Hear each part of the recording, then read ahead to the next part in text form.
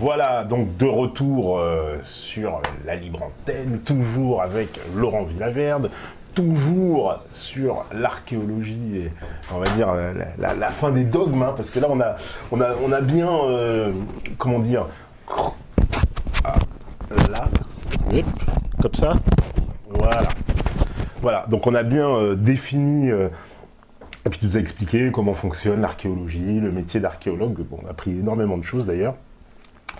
On a évidemment aussi, tu nous as démontré qu'il y avait un problème, on va dire, entre les découvertes archéologiques et l'histoire, la chronologie officielle, en tout cas la chronologie admise, et que en tout cas l'une ne corroborerait pas l'autre. Et ça pose quand même un problème, parce qu'on est censé avoir un écrit qui nous dit bah, c'est passé comme ça, et puis en fait on a une autre étude, on va dire, de Cide, des pierres de l'autre côté qui dit bah désolé, il n'y a pas de traces. Ou peu de traces. Ou peu de traces. Voilà. Donc voilà, tout ça mis bout à bout, il y a quand même un petit problème. Alors, je vais voir un petit peu. Alors, il y a plein de questions. Alors, au niveau des questions, comme j'ai déjà expliqué, il faudrait formuler correctement les questions, si possible, parce que on en a lu certaines tout à l'heure qui sont absolument illisibles. Je veux dire, voilà, je vais même pas les lire pour pas mettre la honte à celui qui l'a écrit, parce que franchement, des fois, il y a des questions, on n'y comprend rien. Certaines questions auxquelles on a répondu, voilà, quand on me demande, oui, c'est vrai la datation par le carbone 14, bah, on a expliqué depuis tout à l'heure en long, en large, en travers ce que c'était. Voilà. On me dit, que pense-t-il du site de Glosel? Alors, tu me disais que, moi, je suis pas très au courant de cette affaire, mais peut-être... pas plus que ce qu'il y a sur Internet. Pas plus que ce qu'il y a sur Internet.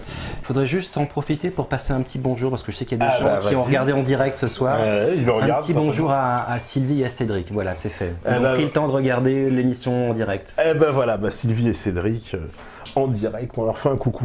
Exactement. Voilà. Alors, on nous parle beaucoup, évidemment. Alors là, la question revient tout le temps. Jacques Grimaud, et qu'est-ce qu'il en pense, et qu'est-ce qu'il en pense. Alors ça, on adore savoir ce que l'invité pense d'un autre invité. Ça aussi, c'est votre côté, voici. Alors, celle-là, je la pose parce qu'elle a été posée plein de fois, et Jacques Grimaud, en plus, on l'a reçu, nous, ici, à Beta TV. Qu'est-ce qu'on pense? Sur quoi dans Jacques Grimaud?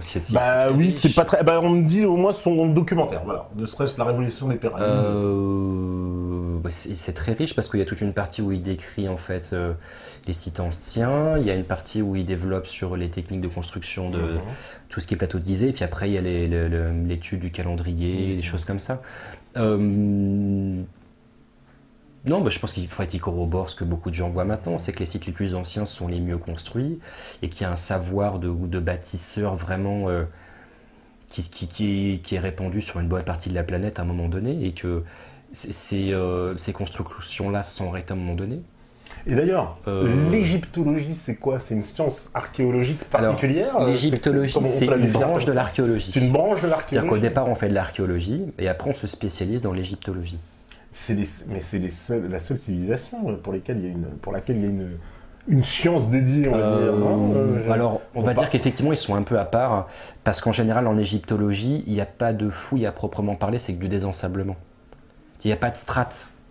C'est pas comme dans le gaulois, c'est pas comme dans le romain. D'accord, tout est déjà là, il faut juste désensabler. Voilà, il n'y a pas de technique de fouille à proprement parler. Donc en fait, puis c'est des relevés de bâtis. Tu prends des temples, tu prends tu prends des monuments, tu vas les mesurer, tu vas regarder tout ça. Il n'y a pas de... c'est très particulier. Mais pourquoi? Parce qu'on a trouvé tellement en fait de sites qu'on en a fait une science à part. Parce que, je sais pas, il n'y a pas d'incaologie ou d'astécologie. Non, mais après, il y a des spécialisations. Par exemple, en général, on est archéologue, on va dire généraliste, et puis après, on se spécialise dans quelque chose. Alors, soit dans l'étude... ce qu'on appelle les aires chronoculturelles, c'est-à-dire les Romains, les Incas, les sites, ou bien alors on se spécialise dans un type de mobilier, ce que je disais tout à l'heure. Donc on se spécialise dans l'étude du verre, l'étude du métal. On peut se spécialiser aussi dans d'autres choses, comme l'archéologie expérimentale. C'est-à-dire qu'on refait des bâtiments à l'ancienne, on refait des choses comme c'était fait avant. On refait, par exemple, toutes les techniques pour tout ce qui est minerai, par exemple. On refait des épées à l'ancienne, on refait des... Au départ, on est archéologue généraliste, on gratouille la terre vraiment comme un ouvrier, puis après, au fur et à mesure des diplômes et de ce dont on se spécialise sur le terrain, on a quelque chose de propre. Voilà. Ok. Alors, on me demande aussi... Alors, mon professeur m'avait appris que la datation rubidium-strontium n'est fiable que si la roche n'a jamais été modifiée, fondue, taillée, coulée. Est-ce vrai? Alors, je sais pas, je comprends absolument rien de ce qui... Je sais pas ce que c'est. Ah bon, bah voilà, pour bord des deux, alors. Mais il y a beaucoup de méthodes de datation basées sur ce genre de choses-là. Moi, j'ai jamais fait que de la datation de tout ce qui était inorganique. Hein. Là, on parle de la roche, non, je connais pas trop, là. Alors, on me dit... que pense Monsieur Villaverde de la vision cinématographique du métier d'archéologue, genre Benjamin Gates, Indiana Jones? Oui. Bah, c'est bien parce que ça permet d'éveiller des passions. Moi, je trouve ça plutôt très bon, quoi. Moi, ça m'a fait rêver l'archéologie pendant des années et des années. Moi, j'ai rêvé à l'archéologie comme certains rêvent d'aller sur la Lune ou des choses comme ça, quoi. Comme certains rêveraient d'être médecin pour sauver des gens ou les petits garçons qui veulent être pompiers pour éteindre les feux, quoi. Moi, je trouve ça plutôt sain. C'est très sain. Bah oui, c'est très sain, au contraire. D'accord. Alors, on me dit... oui, bon, ça c'est une question un peu politique. Hein. Quelle est la légitimité de l'État républicain qui n'a même pas 300 ans pour s'arroger des découvertes? C'est trop récent pour que j'en parle. Voilà, donc ça, oui, effectivement, c'est un peu une question politique. Alors, que pensez-vous de la date officielle de la construction de la pyramide de Khéops, 2560 avant Jésus-Christ? Est-ce une estimation raisonnable ou incorrecte, selon vous? Alors quand je parlais tout à l'heure de l'archéologie en disant que c'était beaucoup de dogmes et qu'il y avait, on va dire, des groupements humains qui se battaient, le leadership là-dessus, l'archéologie des gens en général, c'est une guerre. L'égyptologie, c'est puissance 10, quoi. Ah d'accord, ouais. C'est un peu ce qu'on voit quand même dans le reportage de Grimaud, puisqu'ils vont interroger à un moment donné... j'ai oublié son nom, on va me le sortir, l'archéologue là, officiel du Collège de France. Oui. Un monsieur, une sommité, mais alors lui, on peut rien bouger, quoi. Hein, c'est pas quelqu'un qui est intéressant, parce que moi j'ai étudié ses travaux de façon officielle dans ce qu'il faisait, c'est quelqu'un de très très très très bon. Après... il n'aime pas qu'on lui pose des questions qui dérangent, quand même. Bah c'est pas ça, c'est qu'il considère qu'il est dans un milieu qui est très élitiste et qu'il ne veut rester qu'avec des gens qui ont beaucoup de diplômes et qui pensent comme lui. Je peux pas le blâmer, moi la plupart de mes collègues étaient pareils. Moi je me suis toujours battu par exemple sur les chantiers de fouilles pour qu'on organise des journées de portes ouvertes pour que les riverains viennent voir ce qu'on faisait. La plupart de mes collègues ils disaient mais on s'en moque des autres, quoi. C'était leur truc à eux, quoi. Aller expliquer aux gens qui étaient autour. On reste entre nous en fait. Voilà, c'est beaucoup ça. Autres, les autres, de toute façon, on va pas. Puis on va faire. Si jamais ils nous posent des questions, on va faire exprès de parler avec des termes latins, puis on va les larguer au bout de 3 minutes, quoi. C'est très élitiste, hein. On me dit, est-ce que vous connaissez Éric Gontier, géologue ethnominéralogiste qui a subi des pressions suite à ses découvertes sur les pyramides? Alors je le connais pas personnellement, mais il était dans le reportage avec Grimaud. Oui, tout à fait. Oui. Enfin oui, voilà quelqu'un en fait qui c'est assez amusant parce que ce que je disais tout à l'heure, les géologues ils viennent de la fac de sciences. Ils sont très pragmatiques. Pour eux, un chat est un chat. Donc Éric Gontier a eu le malheur d'aller en égyptologie. Il a eu le malheur de décrire des choses de façon claire, nette et précise. Et il s'est fait taper dessus. Voilà. Parce que lui, il a fait des relevés en disant, voilà, moi j'ai trouvé ça, lui il n'est pas dans... Voilà, il dit, moi j'ai vu ça, j'ai observé ça. Voilà. Quand c'est oui, c'est oui, quand c'est non, c'est non. Et en égyptologie, quand c'est oui, c'est peut-être, et quand c'est non, c'est on va voir. C'est très particulier l'égyptologie. Pour ça, non, je le connais pas personnellement, mais je trouve qu'il a été très courageux et on va dire un brin naïf, quoi. Oui, parce que pour ce qui est d'égyptologie, parce que même, moi ce qui m'a toujours étonné, c'est aussi en Égypte le Zaïawas qui est le... voilà, tu souris immédiatement. Il est plus donc le grand Manitou de toutes les fouilles, etc. concernant cette période-là. Et puis, pourtant, il paraît quelqu'un d'assez peu ouvert, finalement. Ce que je disais, c'est quelqu'un qui protège des groupements humains qui veulent avoir la main mise sur certaines choses. Voilà, c'est tout, quoi. Lui, son rôle, c'était de chapeauter certaines choses et de préserver un patrimoine qui appartenait à son pays, parce qu'il était égyptien quand même. Oui, hein, oui, donc, tout à fait, lui, il les aimait, ces pyramides. Enfin, il les aime toujours, d'ailleurs. Hein, donc, on ne peut pas le blâmer d'avoir refusé des fouilles ou des études, quoi. Ce qu'il y a, c'est que c'est pas quelqu'un qui est libre de parler, donc du coup, il fait ce qu'on lui demande, et puis ça se passe très bien. Voilà, parce que dès qu'on lui amène une thèse aussi qui sort un peu des sentiers battus, il fait ce pour quoi on a mis en place. Touche. D'accord. Alors, oui, la question sur les minières de Karnak, il dit, c'est des pierres, hein, bon, voilà. C'est pas beaucoup plus. Voilà, on n'en sait pas beaucoup plus que ça. On me demande, c'est vrai, quelles sont les qualifications spécifiques pour creuser un site voilà, ou c'est ouvert à tous, volontaires, bénévoles? Alors pour creuser un site, alors en fait, le chef du terrain, c'est ce qu'on appelle le responsable d'opération. Ouais. Le responsable d'opération, il a une délégation préfectorale.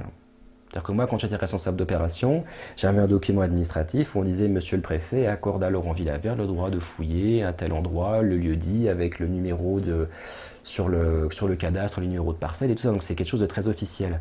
Et pour avoir ce papier-là, en fait, c'est pas compliqué, il faut avoir les diplômes, tout bêtement. Il faut avoir les diplômes et après que ce soit validé, il faut présenter un projet scientifique. On dit « Voilà, j'aimerais fouiller à tel endroit. » il faut monter un projet, il faut monter avec des problématiques. Les gens que t'embauches, c'est un peu, c'est qui, c'est que des étudiants en archéologie? Ah oui.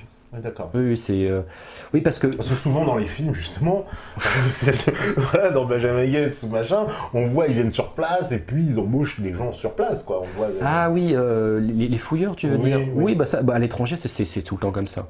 Ce qui est assez bien sur le plan diplomatique, parce qu'on va dire que les têtes pensantes sont étrangères. On va envoyer des Français, par exemple. Et les locaux, les petites mains, ça sera des locaux. À la fois parce que ça leur donne du travail et parce que ça permet aussi d'impliquer les gens sur place. Les gens sur place. Pas dire que c'est les Français qui sont venus juste c'est déjà ça, le cas bien souvent, donc non, c'est plutôt un très bon compromis. Voilà, on me demande d'ailleurs s'ils sont bien payés, ces gens-là, c'est vrai que... J'ai jamais fait de fouille à l'étranger. D'accord. Alors... l'invité pourra-t-il nous parler de l'Empire byzantin, qui est un des arguments principaux du matricien, effectivement, Frédéric Mariès, qui lui nie l'existence de Byzance. Alors moi, l'Empire byzantin, je m'y suis pas trop renseigné, parce que c'était... Enfin moi, comme j'ai fouillé en France, je me suis toujours intéressé à ce qui était en lien avec la France sur notre territoire. Comme il n'y a pas de byzantin, je ne suis pas trop intéressé, mais c'est sûr qu'il n'y a quasiment pas de vestiges. On trouve très peu de choses apparemment sur les byzantins. Mais par contre, il y a des tonnes et des tonnes de documents écrits qui vont raconter en long et large en travers l'histoire de Byzance, quoi. D'accord. Alors, Monsieur Villaverde, que pensez-vous de la théorie de Platon concernant le mythe de l'Atlantide ou d'une civilisation antédiluvienne intelligente et supérieure? Parce que ça, c'est vrai que c'est quelque chose qu'on entend souvent. Alors même dans les théories conspirationnistes, je prends le mot avec des grands guillemets, où on nous parle d'une civilisation mondiale qui aurait précédé en fait, on va dire justement l'ère de l'histoire officielle, entre guillemets. C'est-à-dire qu'il y aurait presque une double histoire, si j'ose dire, c'est-à-dire une espèce d'histoire là qui est devant nous, et puis une autre histoire inexpliquée, avec tous ces sites qu'on a retrouvé, voilà, on parlait de Baalbek, Nagouni, on a retrouvé, j'ai vu aussi, on a parlé d'Erin Couillou, donc ces espèces de creuser dans la montagne, c'est complètement fou, c'est vrai, des galeries dont on est incapable d'expliquer d'ailleurs comment se fait la circulation de l'air, puisque on est très très profond et apparemment on y respire normalement, donc ça veut dire qu'il y a bien un système d'aération extrêmement complexe, avec des portes, j'ai vu quelque chose d'hallucinant, des portes qui font plusieurs centaines de kilos et qui tiennent sur un tout petit bout comme ça, puis qu'on pousse avec le doigt. Enfin, c'est des choses comme ça, c'est des gens qui avaient une haute technologie pour faire ça, parce que même aujourd'hui, tu disais, avec nos outils, avec nos technologies, là, notre électricité, nos machins, tout ce qu'on peut avoir aujourd'hui, ce serait très compliqué de le faire, extrêmement compliqué.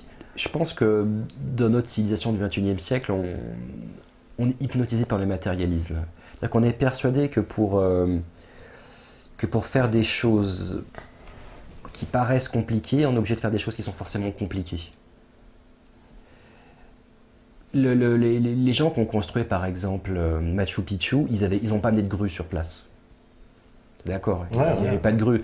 Donc je pense qu'ils réfléchissaient, ils avaient une façon de penser qui était différente et qui nous est très difficile aujourd'hui, nous, de comprendre quel était leur mode de vie, quelles étaient leurs espérances à l'échelle véritablement de toute une vie, de toute une génération, et de pourquoi aussi ils ont fait tous ces bâtiments-là. Je pense qu'on peut difficilement réfléchir à leur place parce qu'on n'y est pas.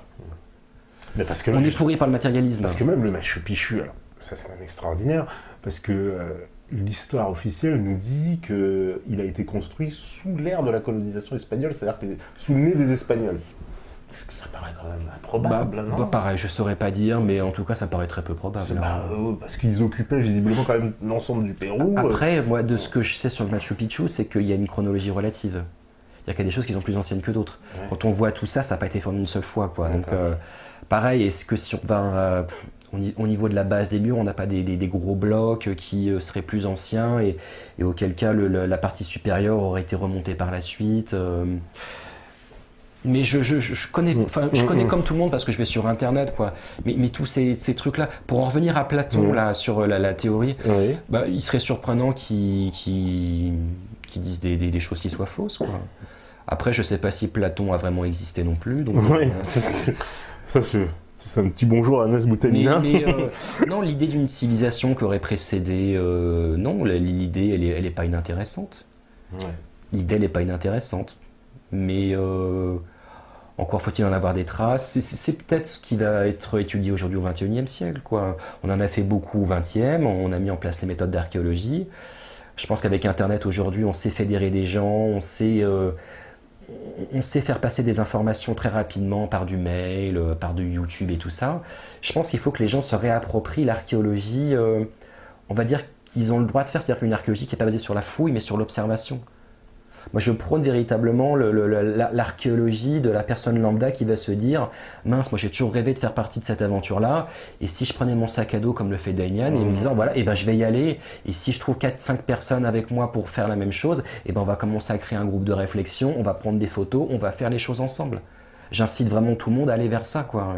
Et Damian l'a fait, et il n'y en a pas assez. Voilà. Et encore, il y a des tas de titres qui sont connus au niveau local. Et nous, on les connaît pas du tout en Europe. Hein, donc, oui, parce qu'il y a en Indonésie, j'ai entendu parler d'un site en Indonésie qui était de mégalithes. On se croirait presque à Karnak, quoi. C'est ça qui est fou. Faudrait rechercher sur Internet. Et il y a des tas de choses qui ressortent au fur et à mesure. Parce qu'à part Internet, on fait passer des photos très rapidement. On peut tout faire, quoi. Parce qu'il y a tellement de sites. Par exemple, même, je pense à un site qui est assez mystérieux, c'est Angkor Wat. Ce site-là aussi, parce qu'on en découvre apparemment tous les jours, on s'est rendu compte qu'il était extrêmement beaucoup plus étendu que ce qu'on pensait. Alors, comment est-ce qu'on le sait? Par le lidar, c'est ce dont je te parlais tout au début. D'accord. Ils ont passé un laser et le laser a retiré toute la couche végétale. Ils se sont rendus compte qu'il y avait des temples qui étaient beaucoup plus loin que les temples que l'on voyait. Et que c'était déjà grand de ce qu'on voyait, mais c'était tentaculaire maintenant, quoi. Et visiblement, même toute l'eau, etc., tout ça a été ramené, tout ça n'est pas naturel. Oui, les bassins. Les bassins, etc. Enfin, on a, je pense, toutes les technologies aujourd'hui, on a le savoir-faire, on a Internet pour communiquer, on a des billets d'avion pour pas trop cher.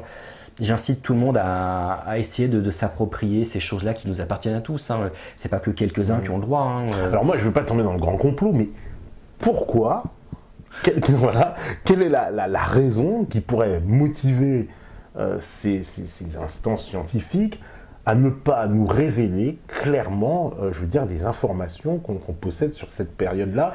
Quoi, ça remettrait en cause l'histoire officielle? C'est quoi, on a besoin de formater les gens à une histoire officielle, c'est ça? Tu sais, dans Men in Black, le film, hein, ça vaut ce que ça vaut, à un moment donné, il y a une phrase qui est prononcée et qui est vraiment très juste, c'est « Si on veut que les gens soient heureux et qu'ils nous fassent de beaux enfants, nous avons le devoir de leur mentir. »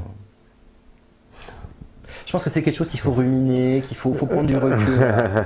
Pas mal, ouais, je me rappelle plus de cette phrase.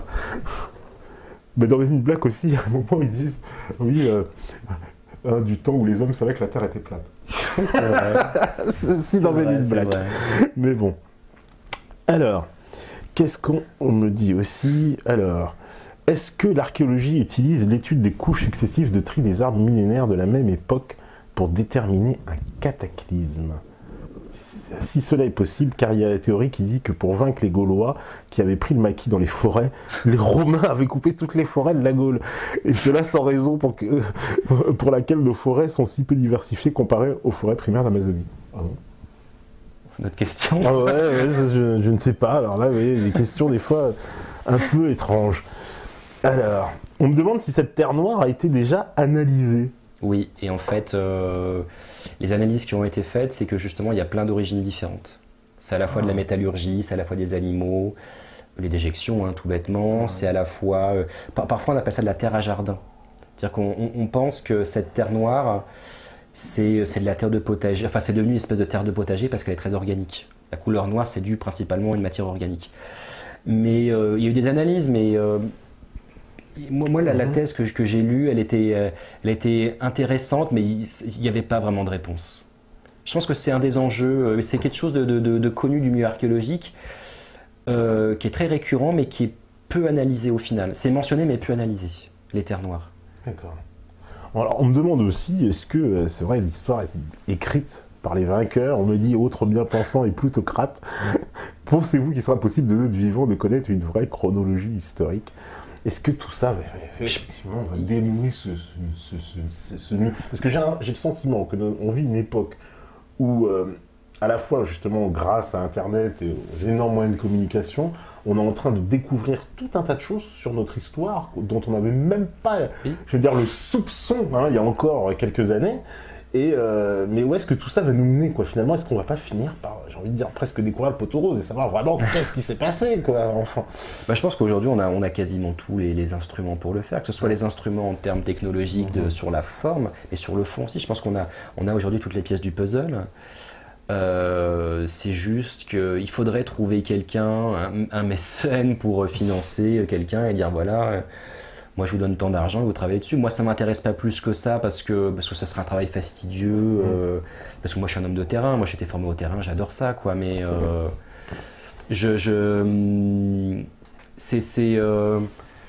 pense qu'il y a tout pour le faire. Voilà, je pense qu'il y a tout pour le faire aujourd'hui. Il serait intéressant d'essayer justement de refaire une chronologie en prenant en compte cet aspect mérovingien, carolingien, mais c'est l'œuvre de plusieurs années de travail, il ne faut pas se leurrer. D'accord. Alors, on me dit, que pensez-vous de la récente découverte près de Maputo en Afrique du Sud? La cité découverte aurait plus de 200 000 ans. Info ou intox? Je ne connais pas. D'accord. Donc c'est vrai qu'on retrouve des fois, c'est vrai, des cités... Après 200 000 ans, datation comment? Oui, c'est vrai, je sais pas.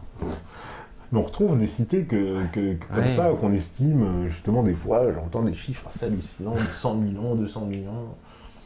Alors moi, je ne connais quand même pas beaucoup, mais oui, moi je pense qu'il y a des destructions successives, à petite échelle, à grande échelle. Il y a plein de choses qui se baladent autour de notre planète. On voit aujourd'hui la Terre calme, telle qu'on la voit de notre vivant, mais il y a eu des destructions successives. Il y a 12 000 ans, il y a eu une déglaciation, on ne sait toujours pas ce qu'il a provoqué. En plus, c'est très récent, 12 000 ans. C'est hier. Ouais, je veux dire, à l'échelle de l'histoire, évidemment, mais c'est hier, à l'échelle de l'histoire, parce que derrière, on a eu ce qu'on appelait les chasseurs-cueilleurs, le néolithique, tout ça, quoi. Mais ça veut dire qu'en même temps, il y a les chasseurs-cueilleurs, puis en même temps, il y avait si je m'en tiens à certains, les pyramides d'Égypte. Mais ce qui est possible, puisque aujourd'hui, je veux dire, il y a bien des gens qui vivent encore quasiment à l'ère primaire. Voilà, il y a certaines tribus très éloignées, et puis il y a la Californie, donc c'est le même grand écart. Donc finalement, il pourrait y avoir eu un grand écart. Oui, il y a les aborigènes et la fibre optique, quoi. Voilà.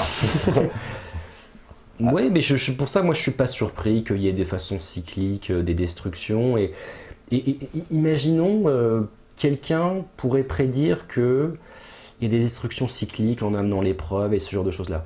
Est-ce que demain, on le dirait au journal de 20h? C'est pour ça que je dis, si on veut que les gens soient heureux et qu'ils fassent de beaux enfants, nous avons le devoir de leur mentir. C'est comme un enfant à qui on raconte que le Père Noël, il va lui apporter des cadeaux à Noël. Pourquoi? Parce que c'est le rêve, et puis il est content, il attend le Père Noël, et puis il se trouve que le Père Noël, il ressemble étrangement à un papy tous les ans, quoi. Donc, puis que quand il apporte les cadeaux, c'est le seul qui est pas là, tu vois. Et au bout d'un moment, tu en arrives à rentrer dans le processus de remise en cause. Qu'est-ce qui te fait dire, tiens, là, je me pose la question de savoir ce qu'on me dit, est-ce vrai ou faux? Parce que justement, mais là, est-ce qu'on n'est pas arrivé justement à la fin de ce cycle, parce que maintenant, justement, les gens veulent savoir ce qui s'est passé. Je veux dire, voilà, tous ceux qui nous regardent là, ils sont prêts à tout entendre. Je veux dire, on a tous entendu les thèses les plus farfelues ou les plus, j'ai envie de dire, les plus incroyables possibles. Par exemple, tu connais évidemment, j'imagine, Zecharia Sitchin, les Anunnaki, Sumer, etc. Voilà, les fameuses tablettes de Sumer. Bon. Qu'est-ce qu'on va en penser de tout ça, quoi? C'est quoi? C'est que Sumer, c'était une société qui était très développée parce qu'ils avaient déjà une espèce de démocratie avec un parlement à 2 chambres. Oui, un parlement à 2 chambres, tout à fait. Le code d'Hammurabi. Ils ont, paraît-il, déjà inventé le commerce, puisqu'ils tenaient des comptes. Le cunéiforme, tout ça. Exactement. Donc. Après, oui, c'est curieux de voir que tout ça s'écroule. Voilà. Après, l'histoire de Sumer, elle est beaucoup plus vieille aussi que ce qu'on veut bien dire, parce qu'on sait qu'il y a une partie de toute cette société-là qui est dans la mer Rouge. Oui. On me dit, est-ce que tu serais prêt à faire un débat à Méta TV contre un historien ou, voilà, qui ne soutient pas la thèse du récentisme? Bah déjà, il faut trouver l'historien. Oh, si, ils se battront.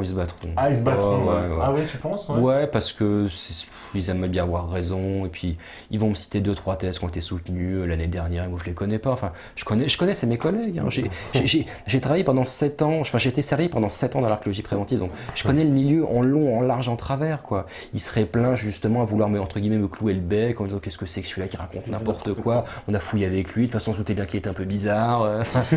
Je connais, c'est des gens qui ils sont pas méchants, mais ils ont un ego qui est surdimensionné, ils sont vaniteux et à côté de ça, il y a des gens gentils et qui sont très effacés, quoi. Un débat pour faire quoi? Dans l'idée, oui, pourquoi pas, mais toi, tu penses que ça apportera pas grand-chose, il viendrait avec ses dogmes, ses convictions, il va te les jeter à la figure. Et voilà, puis tu sais, avoir quelqu'un qui commence à te dire, bon, on va parler de cette histoire de récentisme avec un regard arrogant. Ouais, voilà. Au bout de 10 secondes, je vais dire, bon, allez, on arrête, je suis pas là pour ça, quoi. Si c'est pour avoir quelqu'un d'arrogant, j'en suis tapé pendant 7 ans, quoi.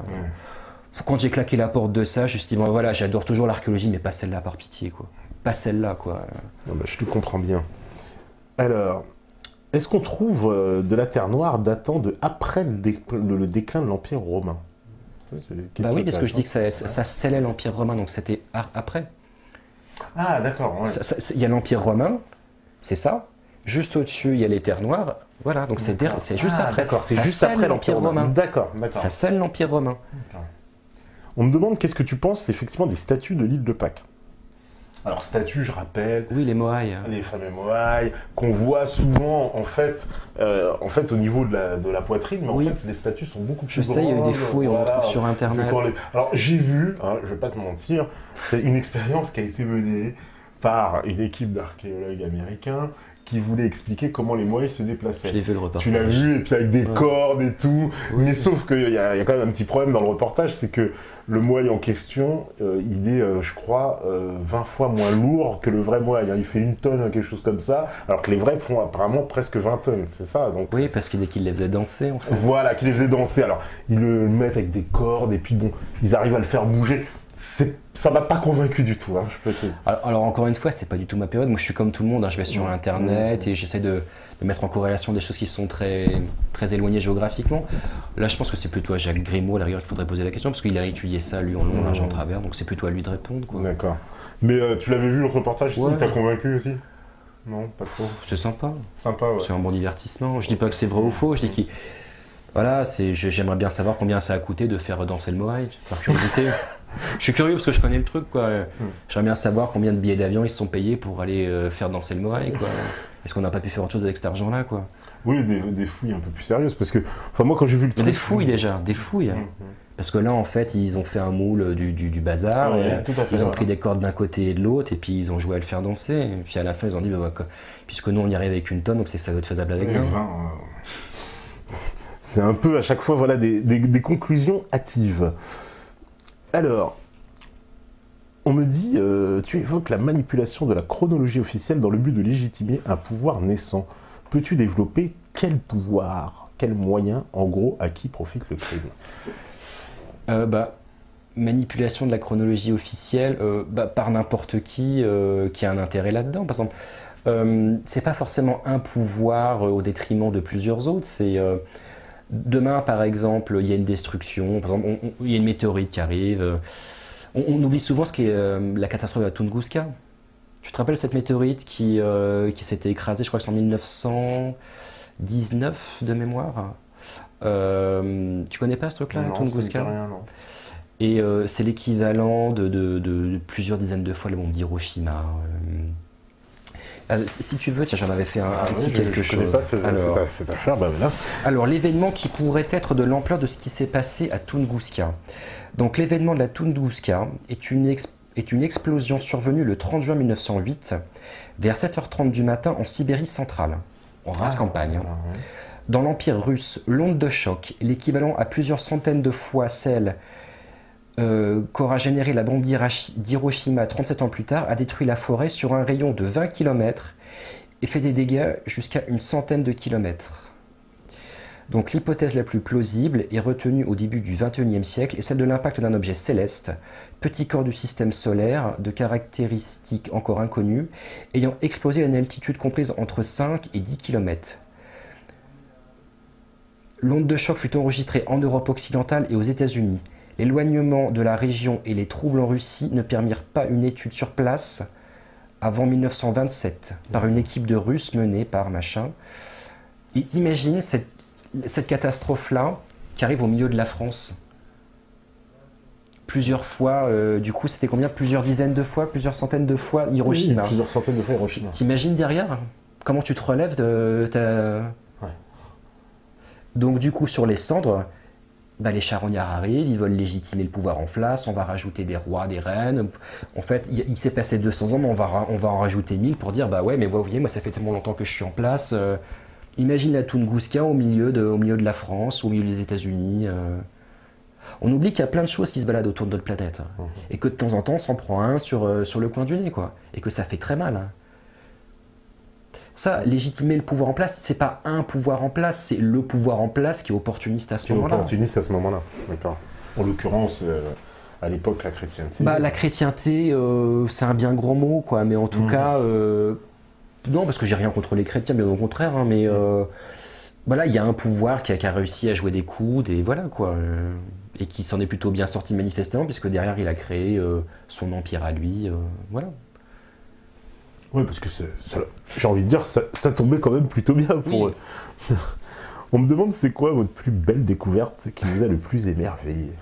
Ce qui m'a le plus émerveillé, on me demande souvent cette question en fait. Là comme ça, je sais pas. Moi j'aime bien les murs en fait. C'est bête à dire. J'aime bien les murs et décaper une villa romaine sur 1 ou 2 hectares, je trouve ça joli. On a des bouts de murs, on remet à jour un énorme bâtiment, on imagine sur l'équivalent de 2 ou 3 terrains de football. Alors c'est oui. Une villa romaine, c'est sur 2-3. Alors il faut s'imaginer un mur d'enceinte. Hein. Donc c'est pas que de la construction, mais il y a la pars urbana, la pars rustica, c'est-à-dire qu'il y a une partie d'un bâtiment, on va dire, qui fait peut-être 20 mètres de long, et après il y a le mur d'enceinte, un peu comme un corps de ferme. D'accord. Avec l'espace central, quoi. Et ça, décapé sur l'équivalent de 2 ou 3 terrains de football, bah moi je trouve ça chouette. Pourtant ça brille pas, hein, c'est que du mur, hein, mais moi je trouve ça vraiment chouette, quoi. Ah d'accord. Incroyable, c'est aussi grand que ça les villas romaines. Ouais, il y a des villas romaines qui sont gigantesques. Hein. Et encore, moi j'ai vu celle qui était en Gaule, mais en Italie, ça devait être, c'est encore plus joli, quoi. Ouais, c'est surtout le bâti, moi, qui m'a intéressé, c'est sortir des murs, sortir des choses comme ça. Après, ce qui est marrant aussi, c'est de fouiller des puits. Tu prends un puits qui a été scellé, on va dire, à la fin de l'Empire romain. Tu vas fouiller dans le puits. Moi, je suis descendu dans une... Alors, c'était pas un puits, c'était une citerne. Donc, c'est-à-dire qu'il n'y a pas la nappe. Hein. Okay. C'est comme une grosse gourde. Hein. Et je suis descendu à 13 mètres de profondeur. Wow. C'était des grosses citernes, en plus. Oui. Et ça, c'était chouette. Pourtant, il n'y a rien qui brille, quoi. Ou parfois, oui, dans ce qui brille, c'est effectivement, je disais, les puits. Où là, bah, c'est des poubelles, donc tu sors des plats, tu sors des choses qui brillent. Là, pour le coup, oui, mais c'est très matérialiste. Hein, donc, ouais, c'était ça, quoi. Et le bâti, c'est chouette à sortir. Non, mais c'est énorme, parce que je savais pas que les villas, elles étaient aussi grosses, ces villas romaines. Ah, si. Parce que les Romains, c'est ça, moi aussi. Alors, ce qu'on appelle une villa, c'est pas la villa qu'on voit au bord de la mer. Hein. Ce qu'on appelle une villa, c'est une ferme. Hein. C'est une ferme, voilà. Ouais, donc, tu t'imagines des bâtiments d'un côté et des murs d'enceinte sur le côté qui servent à fermer ce qu'on pourrait appeler l'espace central comme il y a dans une ferme, quoi, où tu mets tes différents éléments et tout ça, quoi. Encore, donc il y avait des gardes, etc. Ouais, il y a la pars urbana où tu avais le romain qui vivait, tu avais la pars rustica où tu avais tous les éléments agricoles, comme dans une ferme moderne, mais à grande échelle. Quoi. Avec des esclaves, donc aussi, parce que les Romains. Ah bah oui, c'est pas le chef qui allait dans les champs. Oui, c'est ça. Et je trouve que décaper à l'échelle, de 2, 3, 4 terrains de football, ça a de la gueule, quoi. C'est chouette, quoi. C'est que des murs pourtant, mais c'est chouette. Ah ouais, non, mais c'est assez impressionnant. Alors, on me dit, est-ce que archéologue veut forcément dire être darwinien? C'est-à-dire qu'ils ont adhéré évidemment aux thèses de Darwin. Oui. Oui. Enfin, oui, les trucs, oui, ça fait partie de tous les acquis, on ne revient pas dessus. Et même si quelqu'un vient aller à l'encontre de ça, il faut le dénigrer, se moquer de lui, c'est toujours de bon ton, quoi. Parce que lui, il n'a pas de diplôme, nous, on en a. Oui, d'accord. Ouais. Oui, parce qu'il y a énormément de gens aujourd'hui qui remettent en cause les thèses de Darwin. Oui, bien évidemment, les thèses de Darwin, mais même Darwin, à la fin de sa vie, expliquait que ce qu'il avait écrit, c'était une ébauche, et qu'il revenait de plus en plus sur beaucoup d'incohérences. C'est toujours pareil. Si on prend les choses dans leur globalité, on peut tout inventer. Parce que même par les détails qu'on voit les choses. Même l'histoire de Darwin, c'est l'histoire que on ne retrouve pas apparemment. Alors, tu me confirmes ou tu infirmes cette information, on ne retrouve pas en fait autant d'animaux justement qui font l'évolution, qui décrivent l'évolution. C'est-à-dire, il nous dit, en gros, je vais simplifier, mais les poules étaient des dinosaures, mais toute la phase où justement elles deviennent poules, on trouve les dinosaures, les poules, mais on trouve rien entre. Et on nous dit, mais non, mais avant c'était un dinosaure. Comment l'organisme fait pour créer des organes? Je vous pose la question. Ouais. Pourquoi on n'a pas 2 poumons et pas 3? Pourquoi on n'a pas tous des ailes? Parce qu'à force de sauter, on devrait bien avoir des ailes qui vont pousser au fur et à mesure du temps qui passe. Je comprends pas. Pareil, je comprends pas. Le truc de Darwin, ça ressemble beaucoup à l'archéologie. C'est plein de vérités, c'est plein de bon sens, c'est très donneur de leçons. Mais quand on regarde dans les détails, il y a plein d'incohérences. Comment est-ce qu'on est? Pourquoi on a 2 yeux? Pourquoi on n'en a pas 3? Est-ce qu'on a vu une bestiole qui était là avec un proto-œil, si on peut dire ça comme ça? Dans la théorie de l'évolution, est-ce qu'on a vu un animal qui avait un début d'œil et qui se serait développé au fur et à mesure? Pareil pour les organes. Les organes, c'est quelque chose de très particulier, quoi. Pourquoi est-ce qu'on en a? Pourquoi est-ce qu'on a un foie? Pourquoi est-ce que les vaches ont une panse? Pourquoi voilà. Pourquoi est-ce qu'on évolue? Si on vient tous de la même chose, pourquoi est-ce qu'on a tous évolué de façon différente? Tiens, pourquoi on n'a pas tous des ailes? Parce qu'on aimerait tous voler, on a une liberté qui est énorme derrière, quoi. Pourquoi est-ce que certains resteraient au sol et d'autres pourraient voler? Ouais, d'accord. Alors moi j'ai pas la réponse, hein, mais je m'interroge. Voilà. Je m'interroge sur toutes les incohérences. Alors on me dit quelles sont les plus anciennes traces de civilisation que tu aies trouvées dans tes fouilles? Ah moi au plus vieux, j'ai fouillé de la préhistoire. Ah, de la préhistoire? Ouais. D'accord. On est censé ne pas trouver plus vieux. Alors, qu'est-ce que c'est que cette affaire aussi de la grotte de Lascaux? Parce que ça, j'en avais parlé avec Mariez et il me dit c'est une falsification parce qu'en fait, alors, selon lui, tu vas pareil, affirmer, confirmer, lui il me dit que ces dessins, ces peintures rupestres en fait, ce seraient des peintures beaucoup plus récentes que ce qu'on veut nous faire croire. Et que, en fait, d'art, parce qu'on nous présente ça justement comme des gens innocents, non, ce serait quelque chose de beaucoup plus complexe. J'ai vu une fois un reportage qui parlait d'une femme qui avait fait un rapprochement entre les représentations de certains animaux sur des grottes et les constellations de la Voie lactée. Ouais. Est-ce que tu as déjà entendu parler de ça? Non. Tu regarderas, je ne me rappelle plus le nom de cette dame. Et pour elle, en fait, les préhistoriques ne représentaient pas des animaux parce qu'ils étaient forcément jolis, mais représentaient des constellations et des choses comme ça. Et c'était bien argumenté. Alors je dis pas que c'est forcément vrai, je dis que c'était bien argumenté. Après, pour tout ce qui est le mouvement matricien, moi je le connais et je l'apprécie, donc... mais je suis pas d'accord avec lui surtout. Voilà. D'accord, ok. Non, parce que on avait parlé de cette histoire de grotte de Lascaux, ça m'avait beaucoup choqué, mais il dit mais non, c'est pas du tout ce qu'on croit, cette grotte de Lascaux. Grotte de Lascaux que j'ai été visiter à plusieurs reprises. Parce qu'en fait, c'est une copie d'ailleurs, hein, faut bien le dire. Lascaux 2, oui. Oui, ce n'est pas on n'a pas le droit de visiter l'original. Si les archéologues ont le droit. Ah, toi tu as le droit, mais voilà. Moi j'avais le droit. Voilà, tu avais le droit. Surtout maintenant c'est cher. Toi ils te laisseront, oui, t'as plus le droit d'approcher même à 20 km. Parce qu'il y aura peut-être une photo de moi à l'entrée. Ah, ouais, voilà. One petit de lui, non, ne laissez pas rentrer.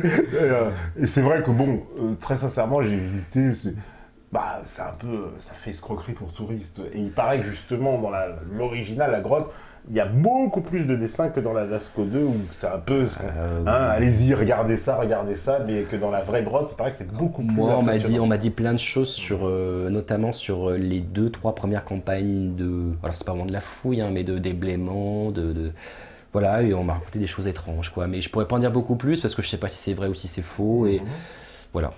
Mais en tout cas, voilà, on m'a dit que il y avait plus de choses que ce qu'on avait dit au départ. Voilà. D'accord. Alors, comme effectivement, là je vois que ça part dans le trou de la couche d'ozone, est-il prouvé historiquement? Parce que, évidemment, ça c'est pour nous mener à la Terre creuse. Et les fameuses théories de la Terre creuse, et paraît-il, ces trous qu'on trouverait au niveau des pôles qui mèneraient vers le centre de la Terre. Bah, c'est pas de l'archéologie, donc je saurais pas trop comment dire, tout simplement. Bon, t'en as entendu parler, mais effectivement, t'en as entendu parler comme tout le monde. Voilà. On me dit, es-tu allé dans la grotte de Chouvet? Non, c'est en Ardèche. D'accord. C'est très chouette, c'est un peu comme la grotte de Lascaux. C'est un peu comme la grotte de Lascaux, le même genre. Ouais. Non, mais ça fait que très récemment en fait que je m'intéresse à tout ce qui est l'art pariétal. Et non, c'est très chouette. Hein. Mais je connais pas suffisamment bien. Et puis c'est plus de l'histoire de l'art pour moi que de l'archéologie, parce que c'est quand même du dessin, quoi. Donc il n'y a pas de fou, il n'y a rien de tout ça, quoi. L'art pariétal, oui, avec des bonnes photos, on étudie l'art pariétal, quoi. Ouais. Pas besoin de se déplacer là-bas pour voir les choses, quoi. C'est pas vraiment de l'archéologie pour moi, quoi. Et on trouve, parce que, je vais dire, ah oui d'accord, c'est pas de l'archéologie, même si on... C'est pas de la fouille, quoi, c'est pas de la fouille. Parce que si on va trouver, je sais pas, des silex qui ont été taillés, des choses comme ça, c'est ça? Ah ça, oui, ça c'est de la fouille après. D'accord. Mais... Parce que ça aussi, c'est une période un peu, j'ai envie de dire, étrange de notre histoire. Bon, l'homme, c'est quoi le basculement? Parce que là, j'ai du mal avec toutes ces informations contradictoires. Je veux dire, au même moment où, en fait, en gros, si je m'en tiens à la thèse de certaines... voilà, par exemple, ce géologue qui a daté le Sphinx de 25 000 ans, je veux dire, il y a 25 000 ans, par exemple, en France, au même moment, on est dans le néolithique, non? C'est quoi? 25 000 ans? Ouais. Ah non, le néolithique, c'est en gros, alors de mémoire, c'est vers 8000, quelque chose comme ça. Hein. Ah, donc c'est beaucoup plus récent. Oui, c'est beaucoup plus récent. Hein. Ah, on est à l'homme Cro-Magnon, là, on mange la viande crue quasiment. Enfin, non, je veux dire, on a les peaux de bête. Et ouais, c'est ça. Ah, il y a vraiment ce décalage-là, quoi. Le néolithique, c'est impressionnant. Ouais. C'est 8000, je crois, de mémoire, quelque chose comme ça. D'accord. Oh, ouais, c'est vachement récent. C'est carrément. Au niveau des Sumériens qui faisaient déjà des chambres parlementaires, il y en avait d'autres, ils étaient encore à tailler des silex, quoi. C'est étonnant, quoi. Mais, alors Sumer, je crois que c'est moins 3000, non? Quelque chose comme moins ça. Moins 3000, moins 5000, je crois. Non, c'est pas ça? Je sais. On me dit que ça a 8000 ans, Sumer, il me semble. Oh là, non, ça me paraît vieux. Enfin, de la chronologie officielle, ça me paraît vieux. Hein. Parce que nous, on est en 2000. Moi, je dirais, c'est peut-être vers moins 2000 ou moins 3000, donc c'est 5000, moins 5000. Moins 5000. Enfin, c'est à 5000 ans de nous, quoi, en tout cas. D'accord, ouais. C'est à 5000 ans de nous, quoi, pas plus. Hein. D'accord. Mais les pyramides, 25 000 ans, ce serait... Parce que là, ça bouleverse tout, quand même, non? Ouais, mais quelle est la datation? C'est toujours pareil, quoi.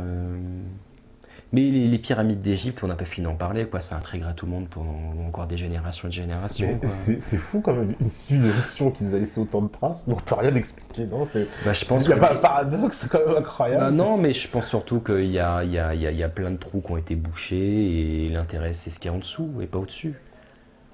Tout simplement, quoi. À chaque fois que les humains ont essayé de se protéger ou de se cacher ou plein de choses, ce que tu fais, c'est tu prends une pelle et tu creuses. Hein. Quand on voit les cités souterraines en Turquie, par exemple, sur 5, 6, 7 niveaux, avec des bouches d'aération, avec des étables, avec des cuisines. Parce que comment on fait pour construire une cité souterraine sur plusieurs niveaux? Ça se fait pas en un quart d'heure non plus. Hein. Puis il faut bien mettre la terre quelque part aussi. Enfin, ça pose plein de questions, quoi. C'est quoi ces gens qui, à un moment donné, décidaient de s'enterrer dans le sol? Pour qui, pourquoi? Pendant combien de temps? J'ai vu qu'on en avait retrouvé une aussi en Russie, qui ressemblait effectivement à des Rinkuyu, pareil, une cité souterraine tout en pierre, machin. Oui, moi j'ai vu des tunnels déjà mais de l'époque médiévale, hein, et il y avait des choses qui étaient plutôt bien aménagées, quoi. Donc, je pense que ça paraît naturel de se cacher en faisant des trous dans le sol. De façon purement... On se cache de quoi? De plein de choses. De plein de choses. Après... Nous, on n'a pas grand-chose à se cacher au niveau de l'environnement, quoi, mais on imagine, je sais pas moi, un volcan qui rentre en éruption, qui met des cendres un peu partout. Ça peut être des choses comme ça aussi, hein, une éruption volcanique. Faut voir qu'en 79, on a quand même eu l'explosion du Vésuve, qui a détruit complètement Pompéi. faut imaginer que des cataclysmes, c'est à la fois les choses qui se baladent dans le ciel, mais c'est aussi ce qui se passe au niveau des séismes, au niveau des volcans. Oui, le Krakatoa aussi. Ouais, le mont Pinatubo, ouais. le mont Sainte-Hélène. On vit dans un monde qui est très hostile, hein, et aujourd'hui on l'a oublié, le jour où la Terre se réveillera, ça fera mal. Hein. Parce qu'aujourd'hui, nous, pour beaucoup de gens, c'est maintenant, on est au mois de septembre, c'est les cadeaux de Noël, mais pour beaucoup, c'est manger, quoi. Manger et survivre, hein, donc... Et pour nos ancêtres, c'est effectivement ça, quoi, manger et survivre, quoi. Ce qui en faisait pas des gens idiots et inintéressants, hein, mais ouais. ils étaient très terre à terre, et tant mieux d'ailleurs d'une certaine façon. Hein. Manger et survivre, hein, et voir grandir ses enfants, quoi. Donc, Mais effectivement, on n'est pas à l'abri, donc évidemment, oui, d'une catastrophe naturelle qui peut survenir à n'importe quel moment. Mais par exemple, même les volcans d'Auvergne, ils sont éteints à quel moment? C'est beaucoup plus vieux, ça? Ouais, c'est vieux, c'est des millions d'années. Ah, des millions d'années, d'accord. Ok. Donc il y a 25 millions, il n'y avait pas de risque. Peut-être même des centaines de millions d'années, quoi. Ah, on compte en centaines de millions d'années. Ouais, je pense que là, c'est de la géologie pure. Hein, donc, Alors, on parlait justement, puisqu'on parle de géologie pure, il y a certains endroits de la planète aussi où il y a des choses comme ça, des phénomènes géologiques qu'on n'arrive pas à expliquer, comme tu me disais la mer Noire. Alors si, on l'explique, c'est simplement qu'à un moment donné, il y avait une terre qui était basse, un peu comme le bassin parisien par exemple. Ouais. S'il y a de l'eau qui s'engouffre dans le bassin parisien à grande échelle suite à un séisme, on peut dire que le bassin parisien sera un lac, et Paris sera en dessous de l'eau. Tout simplement.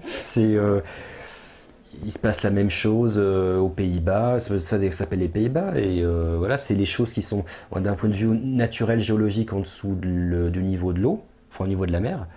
Si la mer arrive jusque-là, elle remplit le trou, tout simplement, quoi. D'accord, parce que j'avais vu aussi, on parlait de la mer Caspienne, qui avait des aspects bizarres, voilà, une grande mer intérieure comme ça, on sait pas. Ouais, je pourrais pas dire. Non. Pourquoi pas, je sais pas. Mais en tout cas, il a pu se produire donc des phénomènes comme ça, géologiques. Après, des inondations à très grande échelle, il y en a dans toutes les mythologies en fait. Hein. On explique que l'eau montait et que les gens montaient dans les montagnes pour justement éviter tout ce qui pouvait y avoir d'inondations, et à très très grande échelle et pendant très longtemps, quoi. Là, je vois qu'il y avait une question sur oui. Les pyramides de Bosnie. Les pyramides de Bosnie, oui, c'est vrai. Ah, j'y suis allé, c'est pour ça. Ah bah alors là, tu es obligé de nous en parler, parce qu'on me parle tout le temps de ces pyramides de Bosnie. Soi-disant, elles seraient fake, après c'est pas fake. Moi, apparemment, tout ce que je vois dessus, ça m'a pas l'air fake. Non, alors toi, qu'est-ce que Alors, moi j'y suis allé, c'était en 2010. Et de ce que j'ai vu une colline qui avait été très certainement taillée en forme de pyramide, et tout le reste est faux. Voilà ce que j'ai vu, moi. Et les fameux grands trucs céramiques, là, je sais pas quoi. C'est des cailloux, ça. Ah ouais, c'est totalement naturel. Des espèces de cailloux, de céramique. Le mégalithe K1, machin. Oui, je connais, j'ai tout vu. Ouais. Ah ouais, donc Osmanagic. Osmanagic, lui va la prononcer son nom. Osmanagic. Lui, alors c'est quoi? C'est un escroc? Non, c'est un patriote qui essaie d'aider son pays.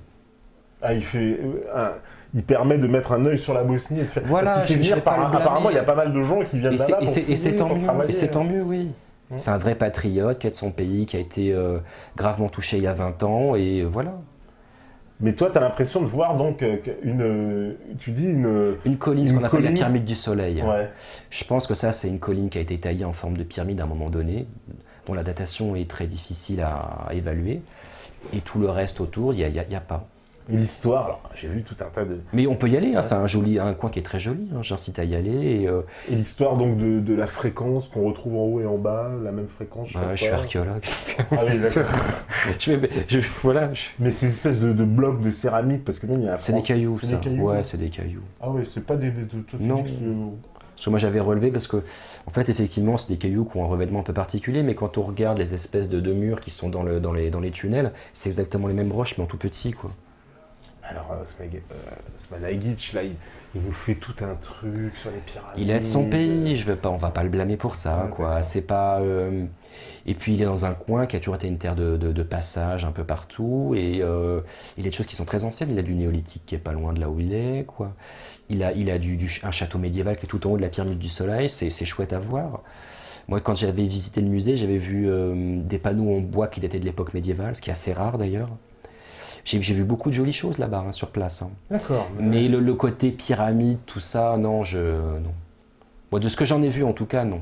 Ah bah là, tu es en train de nous démonter un mythe, si j'ose dire. Non, mais il faut y aller, il faut se faire son... Ouais. Voilà. Après, le parc est toujours en cours de fouille. Moi, je suis assez surpris que le site est fouillé depuis 2006, je crois, quelque chose comme ça. Ouais. Il n'y a toujours pas eu d'ouvrage, de synthèse sur tout ce qui a été fait. Ouais, donc de quoi on parle concrètement, quoi. Tant qu'il y a peu un ouvrage de synthèse, on parle autour de choses qui sont relativement floues. Moi, j'ai vu les rapports de fouille qui étaient en PDF. Pour moi, c'est pas des rapports de fouille. Oui, d'accord. Ouais. Donc, il n'y a pas de fondement. Alors, parce qu'il nous dit que ce site, il ressemble au site de Gizeh, etc. Il fait des parallèles, tout ça. C'est pas qu'il n'y a pas de fondement, c'est que pour l'instant, il n'y a pas de base de discussion parce qu'il n'y a pas de choses posées sur le papier officiellement. D'accord. Voilà, c'est surtout ça, quoi. Peut-être qu'il va le faire, peut-être qu'il entend quelques années. Voilà, mais pour l'instant, il n'y a pas de base, mais on peut y aller, il n'y a pas de souci, à condition de ne pas tomber dans le New Age, à se prendre par la main pendant le solstice d'été, à faire tout un tas de choses, enfin voilà, quoi. Voilà, au bout d'un moment, il faut arrêter aussi, quoi. Mais non, c'est un chouette coin, il y a beaucoup de choses à voir. Il y a Sarajevo, avec un musée à visiter à Sarajevo. Non, c'est... Puis c'est quelqu'un de très passionné, qui aime beaucoup son pays, et pour ça, je trouve ça plutôt beau, quoi. Ouais, d'accord. Donc ça a permis un peu de développer, on va dire, mettre un focus sur voilà, mais bon, le fondement de toute la thèse qui voudrait que ce soit les pyramides d'Égypte, tout ça ne tient pas la route vraiment, enfin de ce côté. Oui. Parce qu'il y a pas de base. Lui dit qu'il y a plusieurs pyramides. Toi, tu dis, moi, de ce que j'en ai vu, non, il n'y a pas les preuves, quoi. Mais c'est pareil. Parce que même la pyramide du Soleil, tu dis que c'est une colline, c'est-à-dire qu'on ne voit pas de maçonnerie, c'est ça? On ne voit pas de... Non. D'accord. Mais par contre, elle a été taillée très certainement. Voilà, elle a été taillée. Alors pour quelle raison, à quelle époque, ça je ne sais pas. Il semblerait vraiment parce que ça a quand même une forme de pyramide, voilà. Mais encore, je suis pas sûr. Parce que on saura véritablement que si on prend une pelle mécanique et qu'on décape à tour de bras la colline, et quand on voit la taille du truc, quoi, on se dit que c'est pas près d'être fait, quoi. Donc, et puis j'aimerais qu'ils sortent, voilà, le livre qui pose sur le papier les choses avec des belles images, avec des beaux dessins, voilà. Tant que c'est pas fait, on parle de photos qui sont sur internet, d'articles qui font 2 paragraphes et puis des rapports de fouille en PDF qui sont pas vraiment des rapports de fouille, quoi. Mais faut y aller pour se faire sa propre idée. D'accord. Eh ben, en tout cas, ça va nous laisser un petit goût amer pour tous ceux qui pensent que... Mais je me trompe peut-être, attention, je me trompe peut-être. Je suis pas affirmatif. Ah bah écoute, t'es pas le premier quand même à nous dire ça. Alors, je vais prendre les dernières questions puisqu'on arrive sur la fin.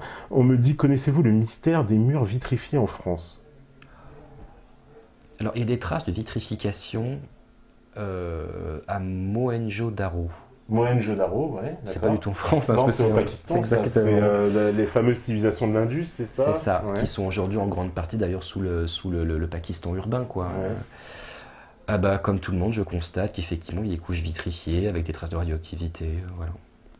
Et puis, on sait que dans le Mahabharata, le fameux livre des hindous, pardon, on décrit des phénomènes qui ressemblent à la guerre nucléaire. Avec les Vimana. Avec les Vimana. Hein, donc ça parlera donc, au plus conspi d'entre nous, on va dire. Mais c'est vrai que ça laisse beaucoup de questions quand même, ces sites-là. Et heureusement d'ailleurs, parce qu'il n'y a pas de conclusion, donc c'est des choses qui resteront encore en suspens pendant des années et des années, quoi. Parce que ce qu'il faudrait, c'est aller là-bas, fouiller, mais pareil, aller fouiller au Pakistan, ça va quand même pas être évident, j'imagine. Et puis quand on fouille, tu sais, c'est ce que je disais tout à l'heure, les fouilles programmées universitaires, c'est 1 mois par an. Ouais. Alors pour peu qu'ils mettent 1 mois à te mettre en place et qu'ils mettent 1 mois à ranger le matériel, il ne reste plus que 2 semaines de fouille déjà. Ouais. Qu'est-ce que tu fais en 2 semaines, Sachant que parfois, pour financer 1 mois de fouille, c'est 10 mois de recherche à pleurer à droite à gauche pour avoir les financements, quoi. Qu'est-ce que tu veux faire? C'est pas évident, quoi. Au Japon, le site de Yonaguni aussi. Oui. C'est un grand... C'est pareil. Alors, il faudrait des financements, voilà, il faudrait des autorisations. Sur les images, alors c'est un site en plus qui est qui est évidemment sous-marin, hein, oui. qui est au large du Japon. Oui. Mais visiblement, ce qu'on en voit, c'est vrai que ça ressemble à des pyramides, en tout cas à des constructions humaines. Maintenant, c'est quoi? Ça peut être comme les pyramides de Bosnie, un effet. Il faudrait mener véritablement une enquête sur place, très documentée, photos, relevés laser. On a tout ça aujourd'hui, hein. Mais encore faut-il avoir les autorisations, et je ne sais pas qui peut donner les autorisations à ça. Mais je pense qu'il y a tous les éléments pour trouver la solution, hein. Ouais. Alors, allez, les dernières. On me dit les dernières. On a aussi retrouvé une pyramide à degrés sous-marine vers les îles Bikini. Alors c'est Bimini, hein. C'est Bimini. Parce que Bikini, c'est autre chose. Bikini, c'est autre chose, oui, d'accord. Là. C'est Bimini. Oui, c'est dans les Bahamas. Ouais. On voit. Alors, c'est pas vraiment des pyramides, ça ressemble à Yonaguni, en fait, ce que tu disais, quoi. Donc, on voit une espèce de la chaussée, des choses comme ça.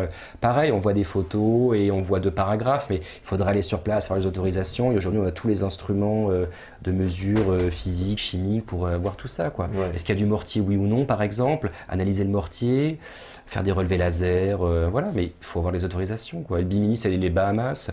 Alors, je ne sais pas exactement quelle juridiction c'est, mais il faudrait monter un projet avec des financements. Dans l'idée, oui. L'État des Bahamas, peut-être. Oui. Ouais, voilà. On me dit des fouilles archéologiques financées par du crowdfunding. Est-ce que c'est envisageable? Alors, le financement, oui. Les autorisations, ce ne sera pas du crowdfunding. Par exemple, toi, tu peux faire des fouilles privées aussi, si tu as de l'argent, comme tu dis. Tu as 1 million d'euros, là, tu dis, bah, moi, je vais fouiller dans telle région, tu demandes à l'État, enfin... Alors moi en France ça me paraît un peu compliqué aujourd'hui, oui, je t'avouerais. Mais non, j'en rêverais quoi. Mais diriger les fouilles au quotidien, c'est pas quelque chose qui m'intéresse. Je préférerais les superviser, les monter, mais le travail d'archéologue au quotidien sur le terrain, c'est long, c'est compliqué. Et je pense pas d'ailleurs que ce soit forcément très simple, que ce soit une personne qui, en son nom, prenne la responsabilité de ça. Ça doit être une équipe pluridisciplinaire avec des responsabilités qui sont, on va dire, dispatchées à plusieurs, quoi. D'accord. Mais c'est possible, ça. Genre, oui, moi, demain, je sais pas, j'ai 1 million d'euros, je dis, je veux faire des fouilles dans cet endroit pour essayer de comprendre, et c'est possible. C'est fait. Il y a du mécénat par des grandes entreprises, par exemple. À l'étranger, beaucoup. Où tu as des grandes entreprises. Alors, je me rappelle, Kodak. Quand j'étais en Chine, j'ai visité un site archéologique qui est marqué, ce site a été financé par Kodak, par exemple. D'accord. Il suffit de trouver l'archéologue qui puisse mettre son nom avec les validations universitaires. C'est quoi? C'est juste de la com pour des entreprises de faire ça? C'est quoi leur intérêt? Je pense. Ouais. Je pense, oui. Je pense que c'est de la com. C'est de l'évergétisme, en fait. Voilà, c'est de dire on monte une fondation et cette fondation-là va œuvrer pour la culture. Et parmi tout ce qu'on fait sur le plan culturel, il y a à monter des expositions, financer des artistes et entre autres faire de l'archéologie, tout simplement. Et c'est plutôt ça d'ailleurs. Ouais, non, mais j'imaginais pas que ça pouvait être financé comme ça. Et ben voilà, écoute, voilà. Et bon, de toute façon, on est arrivé à la fin des questions. On me demande, allez, la dernière des dernières, c'est vrai, comment voyez-vous l'avenir de l'archéologie? Comment je la vois? Alors, je ne sais pas comment je la vois, mais comment je l'espère. J'espère vraiment que les gens vont s'approprier une archéologie qui pourrait être faite d'aventuriers comme Damien. J'insiste beaucoup parce que prendre son sac à dos, aller à l'autre bout du monde et prendre des photos, des vidéos, tout le monde peut le faire. Et ça coûte pas trop cher le billet d'avion, ça c'est jouable quoi. J'espère que les gens vont vraiment s'approprier l'archéologie, qu'ils vont arrêter de dire que c'est forcément pour des gens qui ont fait plein d'études, c'est forcément pour des gens qui parlent en latin, c'est forcément pour ça. Il faut s'approprier les choses. On parle souvent aujourd'hui d'une lassitude des peuples à être dirigés par des gens qui ne les représentent pas, en termes politiques. Moi, je prône la même chose au niveau scientifique. Pourquoi toujours redonner la vérité? Pourquoi donner toujours de la légitimité à des gens qui sortent de l'université, qui sont pleins de dogmes et pleins de certitudes? Ouais. Il faut s'approprier les choses. Et j'espère que l'archéologie plus tard, avec des gens qui sont sérieux et compétents, j'espère que l'archéologie sera faite par beaucoup plus de gens. C'est possible. Donc tu dis, en fait, tu lances un appel aux citoyens en leur disant emparez-vous de l'archéologie, n'ayez pas peur, un peu comme Damien, parce que c'est un simple citoyen, je vais voir par mes yeux sur place, je fais mes propres observations et voilà. C'est pas être sur YouTube, c'est génial. Si vous avez une semaine à perdre de vacances l'été, eh bien, vous partez un petit peu moins loin à la plage Et vous prenez un billet d'avion et vous allez voir des sites un peu perdus à droite à gauche. Et là, vous allez en prendre plein les yeux, quoi. Appropriez-vous les choses, ça c'est une première étape. Après, la deuxième étape, c'est tout simplement de prendre des mesures. Au départ, on y va pour dire j'y suis allé. Après, on prend des mesures. Après, on regarde la matière, dans quel type de roche c'est fait. On regarde les mortiers, on regarde ceci, cela. C'est faisable. Il ne faut pas d'autorisation pour prendre des photos. Il ne faut pas d'autorisation non plus pour se dire, bah voilà, cette pierre-là, elle est en schiste. Enfin, en schiste. C'est du grès, je veux dire, ça c'est du quartz, ça c'est du machin. Et là, on commence à faire une démarche analytique qui est plutôt saine. C'est la démarche des pionniers du 19e siècle. Aller sur place, prendre des relevés, étudier les roches, poser des questions, essayer d'y répondre. Voilà. Aujourd'hui, on peut le faire. Il faut le faire. Eh ben, franchement, merci beaucoup, Laurent.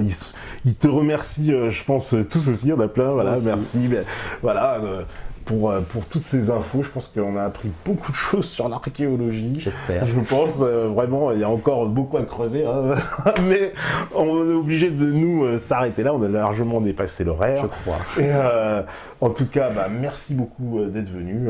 Ce sera avec plaisir de toute façon qu'on pourra reprogrammer une émission. Tu seras aux rencontres d'ailleurs de Rocksucker qui l'organise bientôt en novembre, non Je me suis inscrit, mais je pense que je ne pourrai pas y aller pour des raisons professionnelles. Je sais pas, on va voir. D'accord. On se verra peut-être si j'y suis. Ouais, bah écoute, ce sera avec grand plaisir et je dis ça aussi pour tous les métanautes qui souhaiteraient te rencontrer pour poursuivre un peu.